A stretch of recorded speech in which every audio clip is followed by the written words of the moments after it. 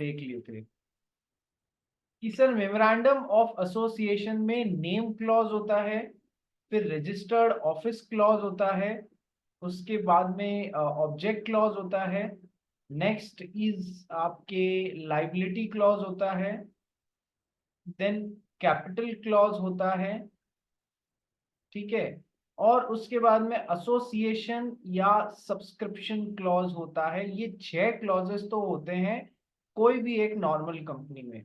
और यदि वो ओपीसी है तो उसमें एक 7th क्लॉज और आके आके जुड़ जाता है, नॉमिनी क्लॉज। ओपीसी में अपन ने पढ़ा है ना, नॉमिनी का कंसेप्ट होता है, इसलिए तो ये अपन ने बेसिक चीजें कल मैंने आपको समझाई थी, आज अपने को इन सबको पढ़ना है।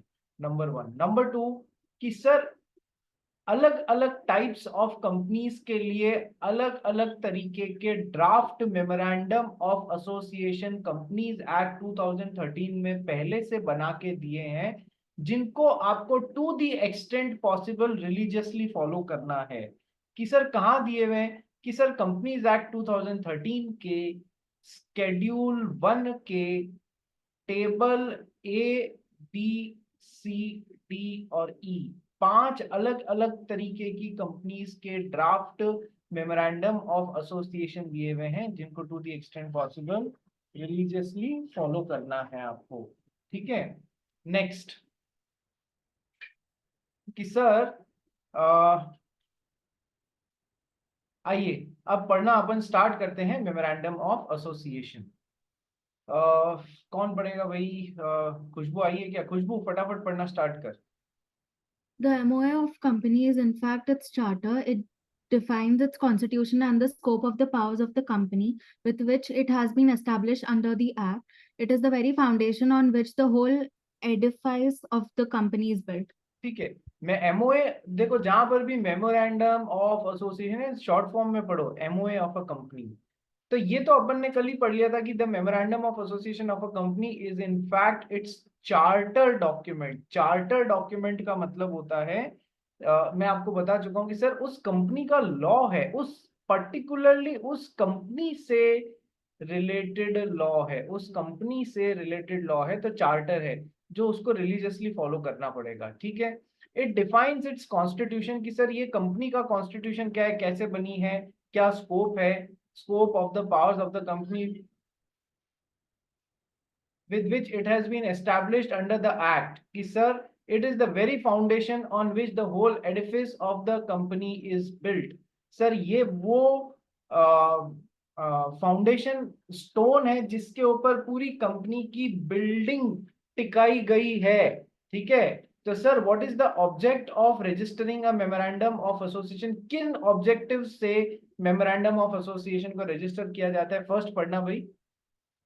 It contains the object for which the company is formed and therefore identifies the possible scope of its operations beyond which its actions cannot go. It contains the object for which the company is form. Sir object clause, छठा clause बताया था ना मैंने आपको, sorry, first name clause, registered office clause, object clause.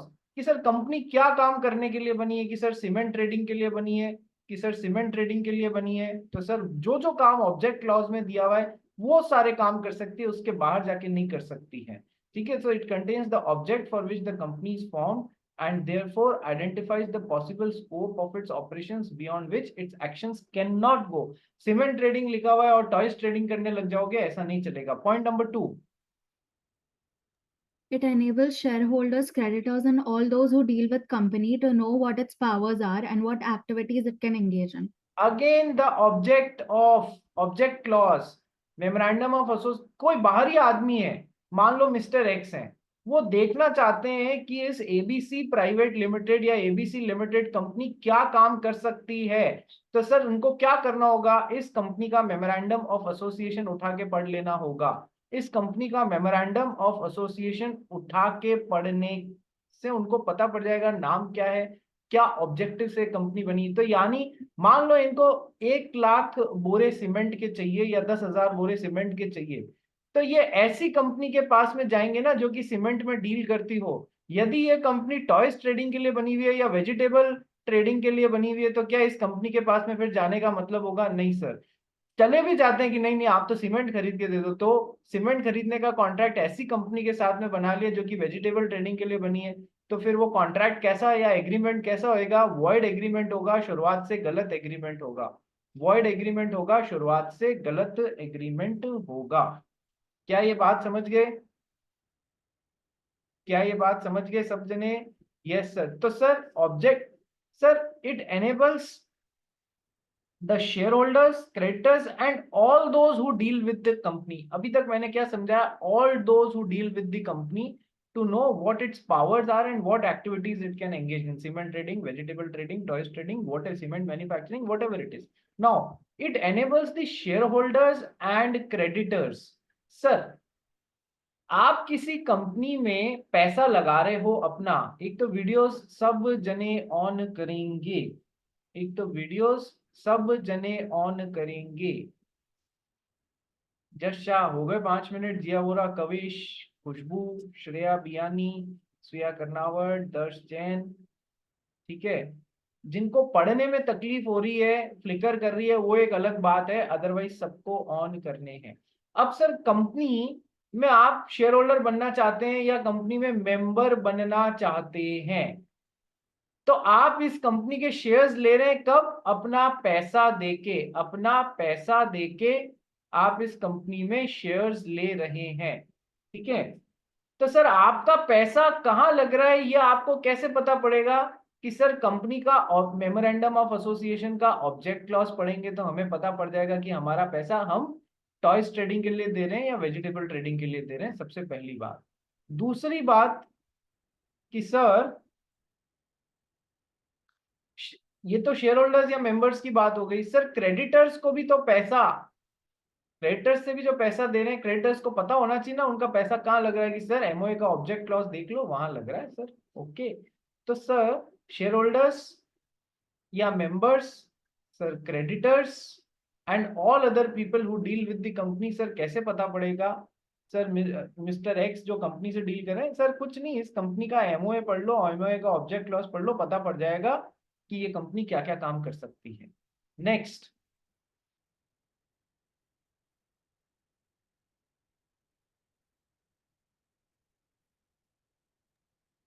A memorandum is a public document under Section 399 of the Companies Act 2013. Consequently, every person entering into a contract with the company is presumed to have the knowledge of the conditions contained therein. A memorandum is a public document. Memorandum is a public document यार, ठीक है। Public document क्या होता है समझो।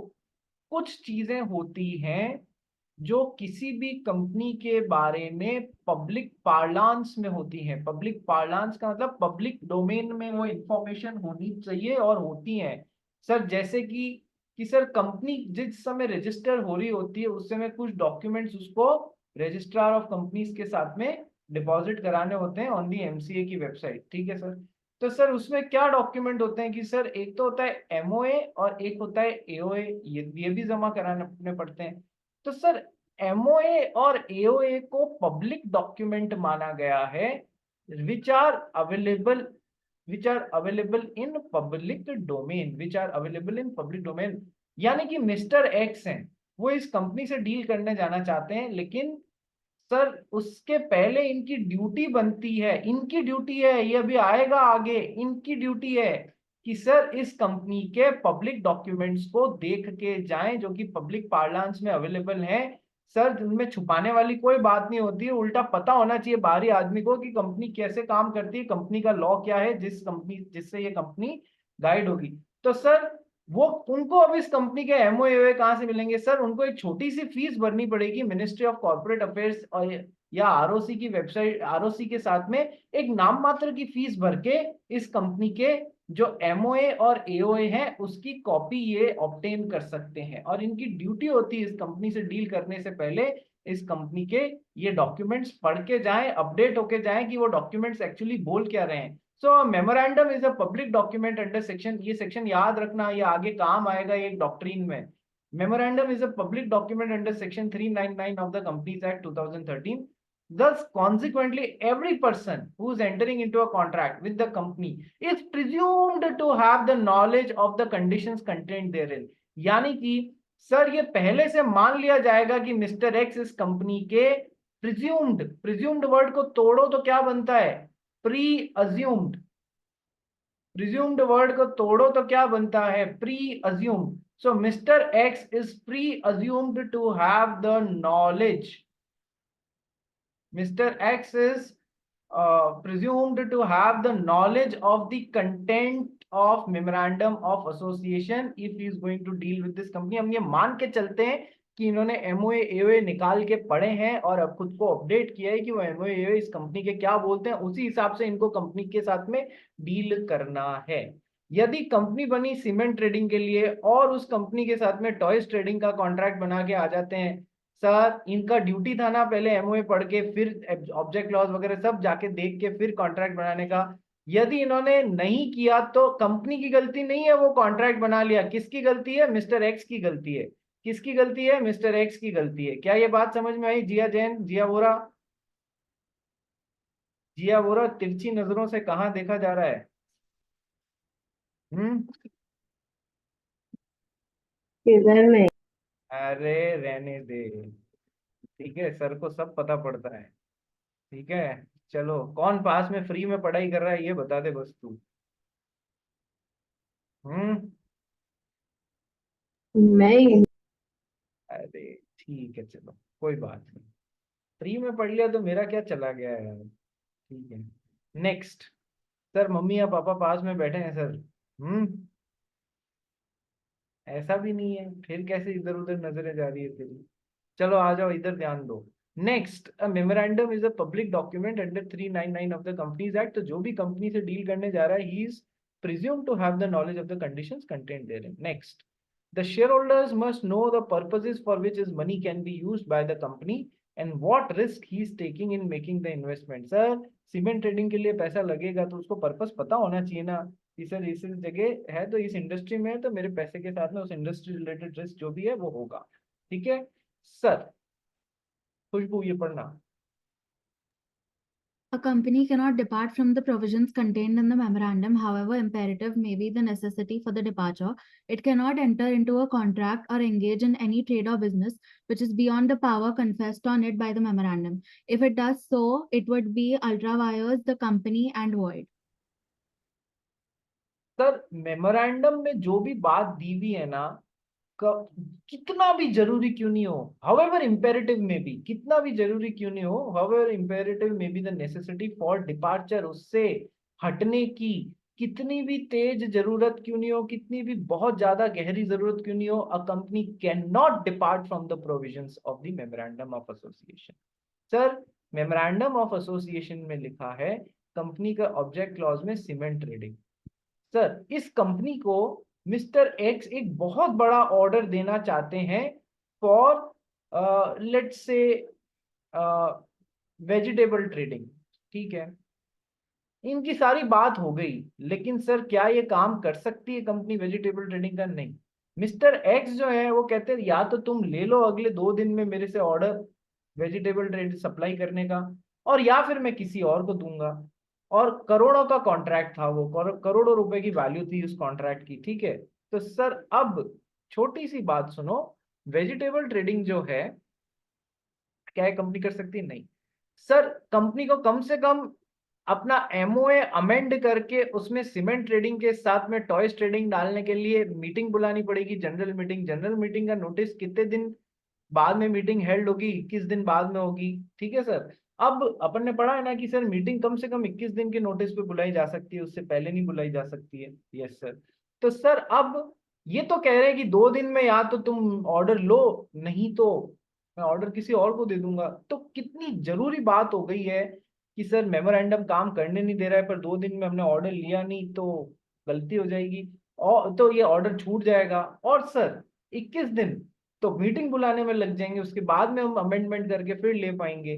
तो sir पर क्या ये फिर डेविएशन करके मिस्टर एक्स के साथ में वेजिटेबल ट्रेडिंग का कॉन्ट्रैक्ट अभी बना सकती है? नो। कितनी भी जरूरी बात क्यों नहीं हो सर, सर कंपनी अपने मेमोरेंडम ऑफ एसोसिएशन के क्लॉजेस से डेविएट नहीं कर सकती है इधर उधर नहीं हो सकती, जितनी भी जरूरी क्यों नहीं हो। It cannot enter into a contract और एंगेज इन एनी ट्रेड और business which is beyond the powers conferred on it by the memorandum. यदि वो ऐसा करती भी है, कर भी लेती है, तो वो गलत एग्रीमेंट होगा, it would be a void agreement. If it does so, it would be ultra vires the company and void. It will be a void agreement. ये एग्रीमेंट जो मिस्टर एक्स ने कंपनी के साथ में बनाया, ये वॉइड एग्रीमेंट है। जिन लोगों ने मेरे से कॉन्ट्रैक्ट एक्ट पढ़ रखा है वो वॉइड एग्रीमेंट का मतलब समझते हैं। वॉइड मींस शुरुआत, वॉइड का मतलब होता है गलत, जिसे कि गलत एग्रीमेंट जिसे कि कोर्ट्स में एनफोर्स नहीं कराया जा सकता है। ठीक है, तो ये कैसा एग्रीमेंट बन जाएगा? गलत एग्रीमेंट बन जाएगा, जिसे कभी भी किसी भी पार्टी, चाहे कंपनी या मिस्टर एक्स आ जाए, तो उसे कभी भी कोर्ट्स में एनफोर्स नहीं कराया जा सकता। It is a void agreement, शुरुआत से गलत एग्रीमेंट है। नंबर 1। नंबर 2 कि sir it will be ultra vires the company, या टर्म यूज करी गई है ultra vires the company. It will be ultra vires the company. ठीक है, अल्ट्रा वायर्स का मतलब होता है, इन टर्म्स का मतलब होता है beyond the powers. Ultra vires का मतलब होता है बियॉन्ड दी पावर्स। ठीक है, बियॉन्ड दी पावर्स का मतलब, सर पावर क्या है कंपनी का काम करने की? कि सर एमओए के ऑब्जेक्ट क्लॉज में दिया हुआ है, वो काम ही कर सकती है। ठीक है, तो sir if it is making such an agreement for vegetable trading, ये कैसा एक्ट है? कि सर अल्ट्रा वायर्स एक्ट है, बियॉन्ड दी पावर्स एक्ट है, and thus it will be a void agreement. क्या कनेक्शन बना? Yes sir. तो sir next अपन क्या पढ़ने वाले हैं? नेक्स्ट अपन क्या पढ़ने वाले हैं sir? Doctrine of ultra vires beyond the powers वाला एग्जाम का क्वेश्चन है ये। एमओए भी एग्जाम का क्वेश्चन है, और doctrine of ultra vires beyond the powers, powers कहाँ से? एमओए के ऑब्जेक्ट क्लॉज से मिलती है। उसके बियॉन्ड जाके काम कर दिया तो नल एंड वॉइड है। उसके क्या क्या इफेक्ट्स होंगे ये सब अपने को पढ़ना रहेगा। समझ में आया? Yes sir. अब as per section 4, memorandum of a company shall be drawn up in such a form as is given in table ABCDE in schedule 1 of the Companies Act 2013। तो सर ये तो मैं आपको कल ही बता चुका हूँ, ये 5 टेबल में ड्राफ्ट मेमोरेंडम ऑफ एसोसिएशन के फॉर्मेट है, अलग अलग टाइप्स ऑफ कंपनीज के।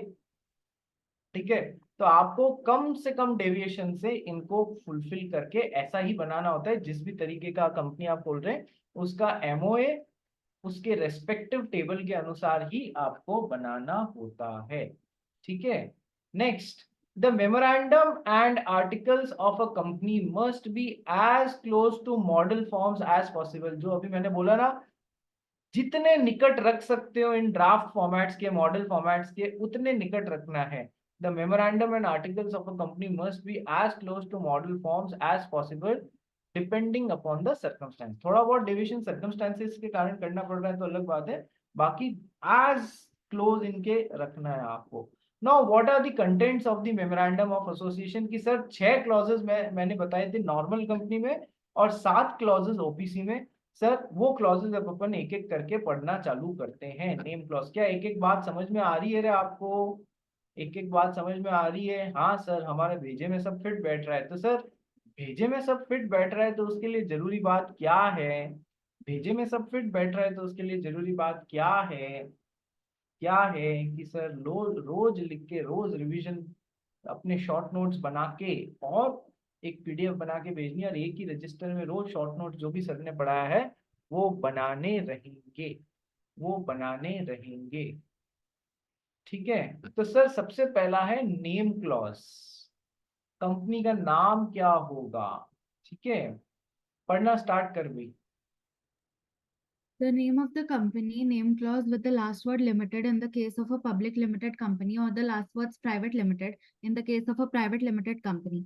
This clause is not applicable on the companies formed under Section 8 of the Act. एक मिनट, कंपनी को अपने नाम के अंत में यदि प्राइवेट कंपनी है तो XYZ प्राइवेट लिमिटेड लगाना होगा, और यदि पब्लिक कंपनी है तो XYZ लिमिटेड लगाना होगा, पब्लिक लिमिटेड नहीं लगाना होगा। The absence of the word private in itself is an indication that it is a public company.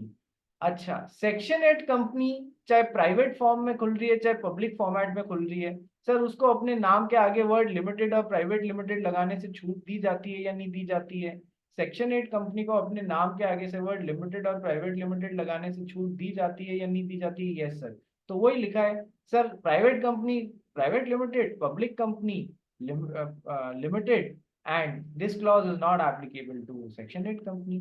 ठीक है, अब सर कैसे कैसे एक कंपनीज एक्ट जो है ना वो केवल कंपनीज एक्ट 2013 नहीं है, अकेला ये नहीं है, इसके साथ में इसके अंडर अलग अलग कामों के लिए बहुत सारे रूल्स भी बनाए गए हैं। तो उनमें से एक रूल्स है द कंपनीज इनकॉर्पोरेशन रूल्स 2014। तो सर जितने भी रूल्स हैं, रूल 1, ये पहला, दूसरा, तीसरा, चौथा, सारे रूल्स और कंपनीज एक्ट को साथ मिला के पढ़ा जाता है, तब वो पूरा कंपनीज एक्ट होता है। ठीक है सर। तो सर अब ये बता रहे हैं कि सर नाम कैसे कैसे नहीं होने चाहिए, कैसे कैसे हो सकते हैं, कैसे कैसे नहीं होने चाहिए, थोड़ा सा एक बार पढ़ ले बस जानकारी के लिए।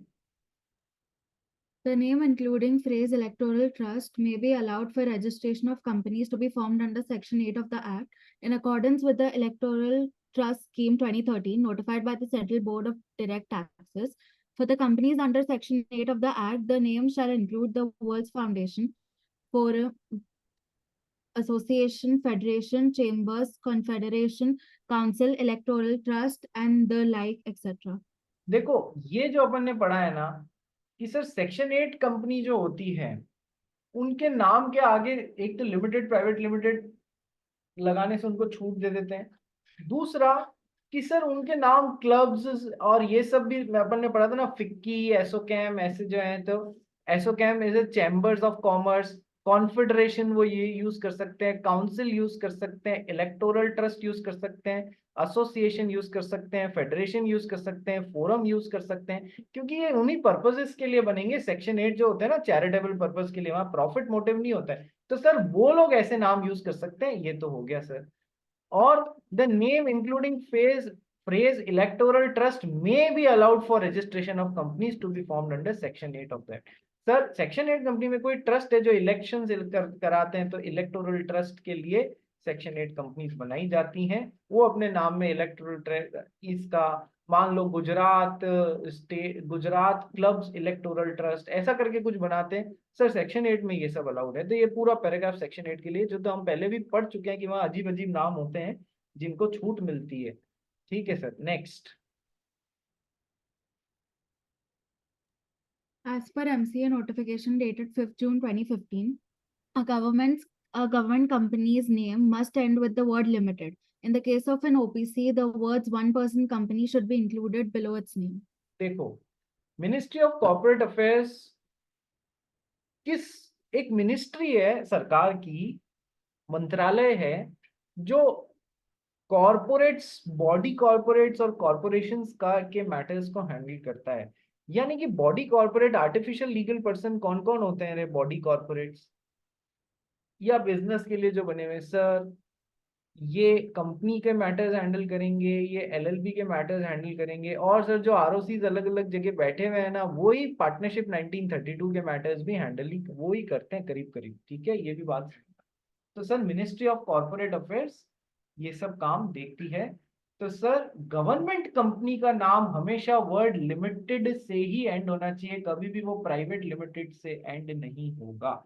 सबसे पहली बात, गवर्नमेंट कंपनी भी पब्लिक कंपनी लिमिटेड वर्ड से। और ओपीसी का नाम जो भी आपने रखा है उसके नीचे आपको वन पर्सन कंपनी ऐसा लिखा हुआ होना चाहिए। इन case of one person company the words one person company should be included below it's name. जो भी नाम है ये XYZ, एक पहली बात तो वो सर प्राइवेट लिमिटेड ही होगी। OPC is always a type of a private company। OPC is a type of a private company। OPC is a type of a private company। पहली बात तो ये ध्यान रखना। दूसरी बात तो सर मान लो खुशबू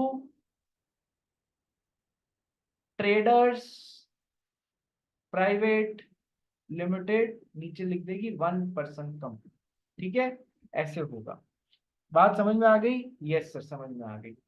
next, registered office clause. Sir कल भी मैंने बताया था और आज भी बता रहा हूं कि सर एग्जैक्ट एड्रेस नहीं आएगा कंपनी का, रजिस्टर्ड ऑफिस जहां पर भी होता है क्या आएगा, उस स्टेट का नाम आएगा जहां पर कंपनी का रजिस्टर्ड ऑफिस सिचुएटेड है। The state in which the registered office of the company is to be situated will be given under registered office clause. Point number C, object clause company क्या क्या काम करने के लिए बनी है, उसका ऑब्जेक्टिव क्या क्या है। रजिस्टर्ड ऑफिस का इंपॉर्टेंस भी मैंने आपको कल बताया था, क्या होता है, पर्पस क्या होता है, ठीक है। पॉइंट नंबर सी पढ़ भाई, object clause. The objects for which the company is proposed to be incorporated and any matter considered necessary in furtherance thereof. The objects for which the company is proposed to be incorporated, किस purpose के लिए, objective के लिए company बनाई जा रही है, and any matter considered necessary in furtherance thereof। और सर उस एक तो वो ऑब्जेक्टिव और and any matter considered necessary in furtherance thereof, वो भी ऑब्जेक्ट क्लॉज में आ गया। जैसे कल मैंने आपको बताया था ना, कल नेट पे ले जाके मैंने आपको सेक्शन सॉरी शेड्यूल 1 में टेबल ए का ड्राफ्ट मेमोरेंडम ऑफ एसोसिएशन बताया था। उसमें क्लॉज 1 था name clause, registered office clause, object clause. Object clause में पार्ट ए था, पार्ट बी था। मेन ऑब्जेक्टिव है सीमेंट ट्रेडिंग, उसको अचीव करने के लिए हम ये काम कर सकते हैं, गोदाम किराए पे ले सकते हैं, वर्किंग कैपिटल के लिए उधार ले सकते हैं। कितने रुपए का कि सर मैक्सिमम 5 करोड़ रुपए का। सर ये अलग अलग टाइप्स कर सकते हैं, ऑफिस किराए पे ले सकते हैं, ये काम कर सकते हैं, वो काम कर सकते हैं। तो सर एंसिलरी काम कहाँ आएंगे, मेन काम को अचीव करने के लिए सर पार्ट बी में। तो सर वो भी तो ऑब्जेक्ट क्लॉज का ही पार्ट बी है। तो sir main purpose for which the company is incorporated and any matters considered necessary in furtherance thereof part b में आ जाएगा, ठीक है। अब नेक्स्ट पैराग्राफ पढ़ना बेटा। If any company has changed its activities which are not reflected in its name, it shall change its name in line with its activities within a period of 6 months from the change of activities after complying with all the provisions is applicable to change of name. ठीक है। If any देखो सबसे पहले खुशबू ने और जिया वोरा ने मिलके एक कंपनी खोली, Khushboo and Jiya cement traders private limited. तो यानी कि इनिशियली तो इनके एमओए के ऑब्जेक्ट क्लॉज में सीमेंट ट्रेडिंग दिया हुआ था। बाद में अब इनको लगा कि यार सीमेंट ट्रेडिंग के साथ में हमको तो टॉयज ट्रेडिंग भी करने चाहिए।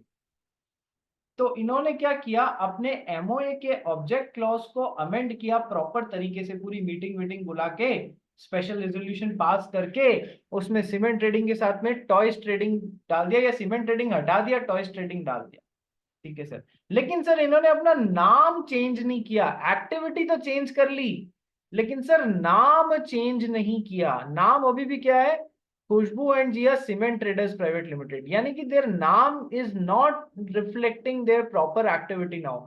तो सर ऐसा करने के कितने टाइम के अंदर नाम भी अमेंड करना है आपको। If any company has changed its activities which are not reflected in its name, it shall change its name, नाम भी चेंज करना पड़ेगा। कितने टाइम में, within a period of 6 months from the change of activities, ठीक है। अपनी activities के इन लाइन रखते हुए, जो भी अब आपने एक्टिविटी चालू करी है उसके हिसाब से 6 महीने के अंदर अंदर, एक्टिविटी चेंज करने के 6 महीने के अंदर अंदर आपको अपना नाम भी चेंज करना पड़ेगा, after complying with all the provisions as applicable to the change of name. नाम को चेंज करने के लिए जो भी बातें जरूरी होती हैं उस तरीके से। सर क्या क्या होती हैं अपने को नहीं पता करना, ठीक है। Next point number D. तो सर 3 क्लॉजेस पढ़ लिए कि सर सबसे पहला name clause, then registered office clause में स्टेट का नाम, थर्ड ऑब्जेक्ट क्लॉज, ठीक है। आज दिन तक इस पे नहीं आया है क्वेश्चन, आ सकता है, इस पे नहीं आया है क्वेश्चन, आ सकता है। क्या ये बात समझ गए? Yes sir. क्लॉज दी लाइबिलिटी क्लॉज, कि सर कंपनी की लाइबिलिटी नहीं, कंपनी के मेंबर्स की लाइबिलिटी कैसी होती है। कंपनी की लाइबिलिटी की बात नहीं हो रही है, कंपनी के मेंबर्स की लाइबिलिटी कैसी, कि सर या तो होगी लिमिटेड या होगी अनलिमिटेड। यदि लिमिटेड होगी तो कैसे, कि सर लिमिटेड बाय शेयर्स होगी या फिर लिमिटेड बाय गारंटी होगी, है ना जी। तो इस तरीके से समझेंगे। पढ़ भाई लाइबिलिटी क्लॉज।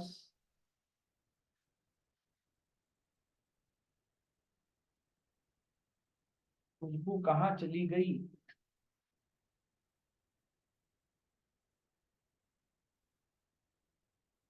खुशबू चली गई, नाराज हो गई। श्रेया कर्नावट पढ़ लेगी। In the case of a company, oh, acha, sorry. Sorry, sir.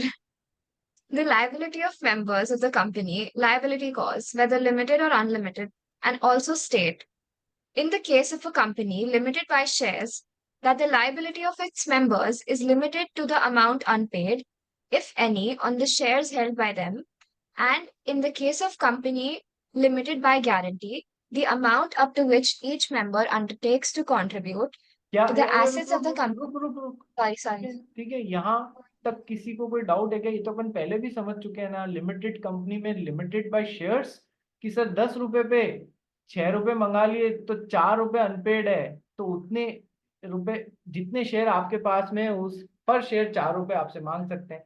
मान लो कर्नावट के पास में 1000 शेयर हैं उस कंपनी में, 4 रुपए प्रति शेयर मंगाने बाकी, तो कर्नावट की लिमिटेड लाइबिलिटी कितनी हो गई? 4000 रुपए। इससे ज्यादा कंपनी इसको कभी भी परेशान नहीं कर सकती है मांग के इसकी लिमिटेड लाइबिलिटी, ठीक है।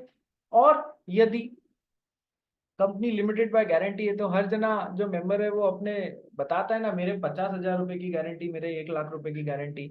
लेकिन वो गारंटी कब के लिए होती है? सर गारंटी कंपनी में जो ये लाइबिलिटी है, गारंटीड लाइबिलिटी, ये only at the time of winding up ही मंगाई जा सकती है।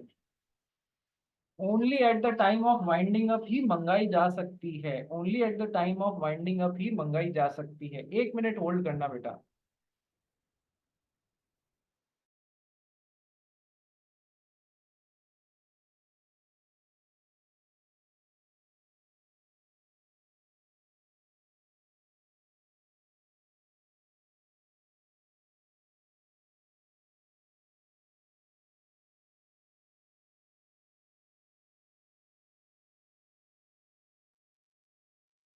हाँ जी, आ जाओ, वापस आ जाओ, भागो मत, आ जाओ।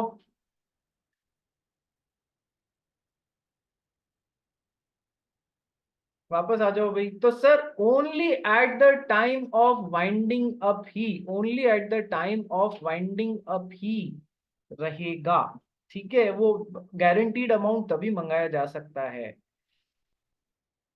ठीक है। तो ये तो अपन ने पहले भी पढ़ा हुआ है। नाउ आगे क्या बोलता है? In the case of a company limited by guarantee, ठीक है। अब गारंटी कंपनी में दो और बातें बताई गई है sir. Under in case of a company limited by guarantee, the amount up to which each member undertakes to contribute to the assets of the company in the event of its being wound up। Sir बताया था ना कि sir guarantee company में guarantee amount केवल कब मंगाया जा सकता है? Only at the time of winding up. जबकि in case of a company limited by shares, इसमें कब मंगाया जा सकता है? 4000 रुपए सर कभी भी मंगाया जा सकता है, जब कंपनी चल रही है, कोई काम के लिए पैसे की जरूरत पड़ गई तो, और जब कंपनी वाइंड अप हो रही है तब भी आपसे 4000 रुपए मंगा सकती है। आप मना नहीं कर सकते कि अब तो कंपनी वाइंड अप हो रही है तो मैं क्यों दूं। अरे नहीं, उसका पूरा हक है, वो आपसे मंगा सकती है। यदि आपने नहीं दिया तो वो आपका पीछा नहीं छोड़ेगी, आप पे केस कर सकती है, ठीक है। चलिए, तो sir in the event of its being wound up, ठीक है। अब बहुत इंपॉर्टेंट बात आती है, while he is a member, while he is a member, जब वो मेंबर है तब वाइंड अप हो रही है, तब भी मंगा सकती है। और ये देखो खतरनाक बात, within 1 year after he ceases to be a member। मान लो श्रेया कर्नावट इस लिमिटेड लाइबिलिटी कंपनी, लेकिन कैसी? Limited by guarantee. इसने गारंटी दी थी कि मैं कंपनी को वाइंड अप के टाइम जरूरत होगी तो मैं 1 लाख रुपया दूंगी। अब ये क्या है? निकल गई कंपनी से, इसकी मेंबरशिप छोड़ दी, इसने मेंबरशिप से निकल गई। तो सर निकलने के 1 साल के अंदर अंदर भी यदि ये कंपनी वाइंड अप हो रही है तो भी श्रेया कर्नावट से ये पैसा डिमांड कर सकती है। कितनी खतरनाक बात है। और विद इन 1 year आफ्टर ही और she ceases to be a member, तब भी मंगा सकती है। इस पे आज दिन तक क्वेश्चन नहीं आया है, ठीक है।